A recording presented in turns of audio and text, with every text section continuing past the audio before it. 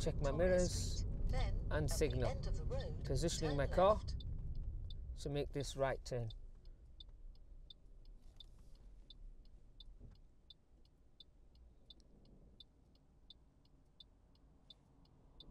So it's safe for me to make the turn, so I'm making the turn nice and steady there.